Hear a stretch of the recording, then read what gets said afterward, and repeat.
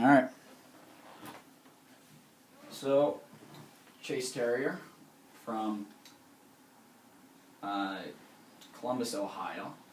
You have two mothers and a sister. Mm-hmm. I'm from New York. I'm a Roman Catholic, and the topic today is same-sex marriage. So, just dive right in. When did you first realize that having two mothers was different or out of the norm? Yeah, for me that was never really a big issue. I grew up in a very small town, so I sort of knew everyone I lived around and their families, and everyone knew me and my family. And so everyone knew that I had two moms growing up, and it was never really an issue. It was never something that came up. I never thought of it as different. No one ever asked me about it in a way that made it feel different to me. It was just a very normalized situation. You know, it was just they were parents in the neighborhood the way that anybody else had parents in the neighborhood. And so it really wasn't until college that I realized that I was around a big group of people that didn't know that about me. It was like something that I share with people now, and they sort of, they have a reaction to it. And I don't always know what their reaction is going to be. So growing up all the way through high school, it was never a problem at all because everyone just knew that about me my whole life. But once I got to college, it was a little different because I have to, It's just a bigger city. And more people. Yeah, there are some people that are almost, 98% of people I've ever met are very tolerant and are just like, oh, cool, it's we move on. But every now and then somebody isn't quite that way, so it's different. It's interesting. And when you meet someone that way, that sees another way of life or almost rejects having... Yeah, I mean, I try to be a pretty open-minded person, so if someone is uncomfortable with the idea that I have two moms or has any sort of negative feelings to that, it's hard, but you try to think they have a background and a perspective that's just as valid as mine. And the best case scenario in that situation is that I'm able to meet them and tell them about my family, and maybe that will help them to sort of open their eyes and be a little more tolerant of same-sex couples and gay people and gay rights in general. And and then there are always people that are just sort of going to write you off and have won't have their feelings changed about same-sex marriages and gay rights and equality. And those people, it's not really worth it. I'm not going to fight with somebody if there's no point to the fight. Yeah. I myself didn't have a father necessarily growing up my whole life. He passed away when I was younger, and I don't necessarily feel that my life would have been much different. But do you feel like not having a father jeopardized your childhood, or?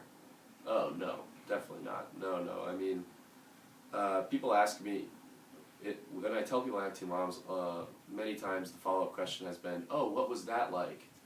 No. And I never really know how to answer that question, because, and I usually just follow it up with a question and response, what was it like having a mom and a dad, if that was your situation? It's like, no one, the way my parents raised me, in no way was them both being women the thing that shaped who I was going to be. The way they raised me is what made me who I am. The same way that the way any parents raise their kids is how they're brought up, Yeah, I mean, I don't think I necessarily needed a masculine role to look down on me or... No, I mean, that's an argument I've heard before that same-sex couples shouldn't be able to get married because kids need like a father figure or something to learn how to be a good man or to learn how to be masculine or something. And I think that's just preposterous. I mean, I've never met a single person that has been able to say to me, oh, I bet you have two moms, before they knew that about me. Because in no way has that made me any less of a man or maybe a lesser person or a different person in any way. So it's definitely formed an identity for yourself, and you have more of a open view or world view, an accepting view. Yeah, definitely. Having two moms has made me a very accepting, tolerant person.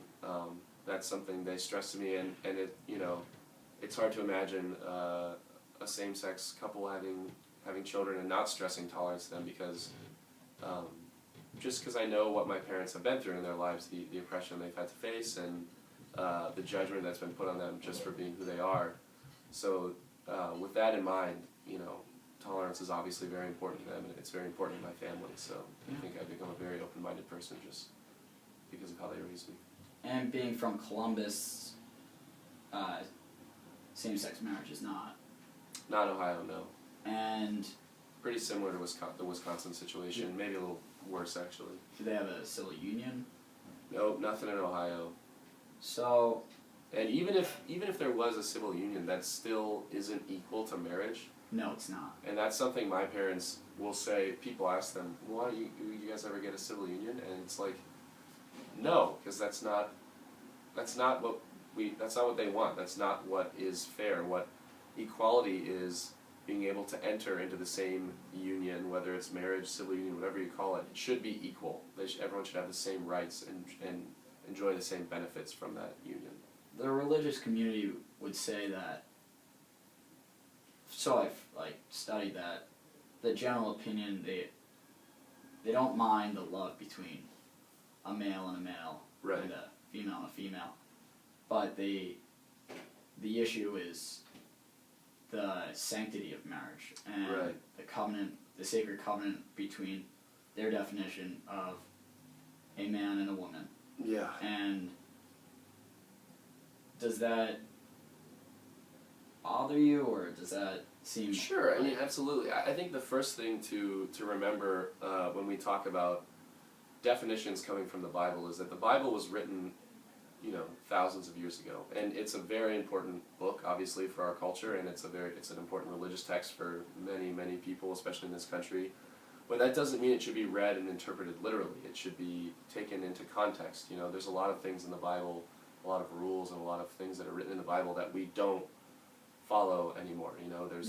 There's passages in the Bible that tell you can't eat shellfish and you could be stoned to death, or you shouldn't mix different fabrics when you're wearing clothes. And there are a lot of these things that we don't follow anymore from the Bible, but for some reason some people are holding on to this man and woman thing. And even if that is your opinion, if you think that it ruins the religious sanctity of marriage, then I would respond to you, religion is not supposed to have any part in the government. There's supposed to be separation of the church and state.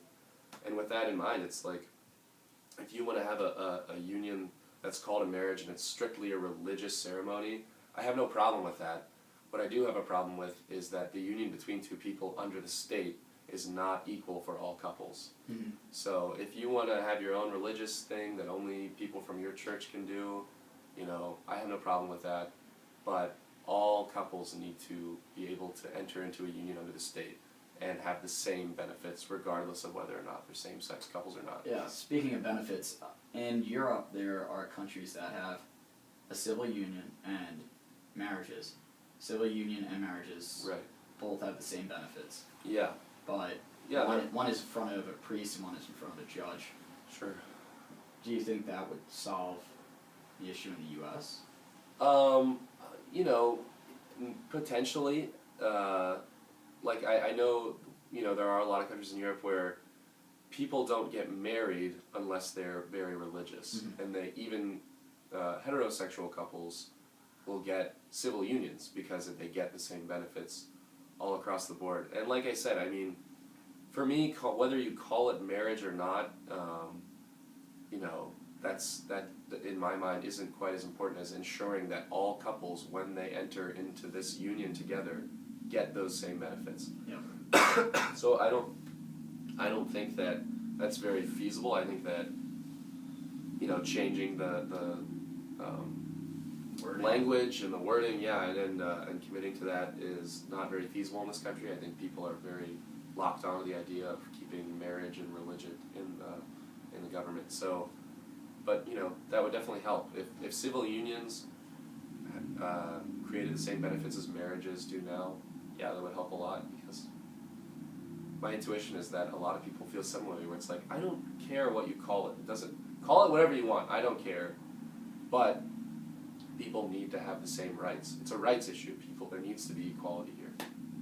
So. Okay. Excuse me. Well, I'm glad we worked out the solution at the end, or the non-solution at the end. Right. Well, thank you.